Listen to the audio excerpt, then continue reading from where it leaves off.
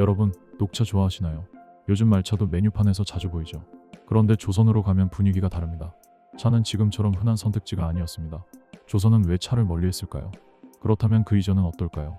차는 원래부터 대중적으로 마시는 음료가 아닙니다. 기호품입니다. 귀족이나 왕족, 승려 같은 당시 고위 계급이 향유하던 물건이죠. 그래서 중요한 건 얼마나 많이 마셨냐가 아닙니다.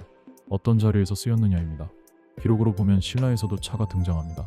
삼국사기에는 828년 흥도광 때 사신 대렴이 당에서 차 종자를 가져왔고 왕이 그것을 지리산에 심게 했다는 대목이 남아 있습니다. 그리고 차는 선덕여왕 때부터 있었지만 이때 성행했다고도 하죠. 즉, 차는 이 시기부터 왕실과 의뢰의 영역에서 귀한 것으로 존재감이 커졌다고 볼 수 있습니다.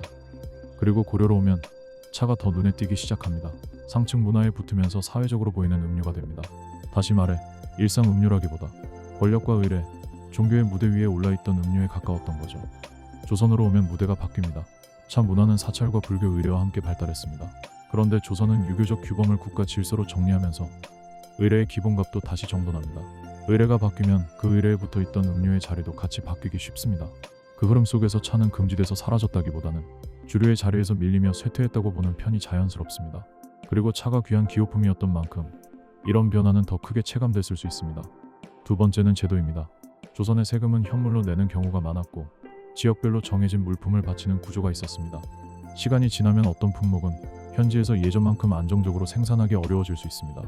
그러면 불상곡물 문제가 생기고 백성은 결국 돈을 주고 사서 내는 상황에 몰리기 쉽습니다. 중간 상인이 끼어들면 비용은 더 커지고요. 여기에 기후 변동 같은 환경 요인까지 겹치면 차의 생산량도 영향을 받았을 가능성이 있습니다. 다만 핵심은 생산 현실이 바뀌어도 제도가 쉽게 따라가지 못하면 부담이 커진다는 점입니다. 차는 기호품입니다. 귀하고 유통도 까다롭습니다. 반면 숭늉은 다릅니다. 밥 짓는 문화 안에서 자연스럽게 생기고 비용도 낮고 구하기도 쉽습니다. 그래서 조선의 일상에서 식후 음료 자리는 차가 아니라 현실적인 선택지가 채워갔습니다. 결국 입맛만 바뀐 게 아닙니다. 제도와 생활 조건이 무엇을 마실지를 결정한 셈입니다. 조선의 상황을 가장 상징적으로 보여주는 장면이 실록에 남아 있습니다. 임진왜란 당시 명나라 장수 양호가 땅도 좋고 차 품질도 좋은데 왜 생산하지 않느냐고 묻자 선조가 말하길 우리 풍속이 본래 차를 마시지 않습니다. 왕이 직접 안 마시는 게 풍속이라고 선언할 만큼 차는 이미 설 자리를 잃었던 겁니다. 정리하면 이렇습니다.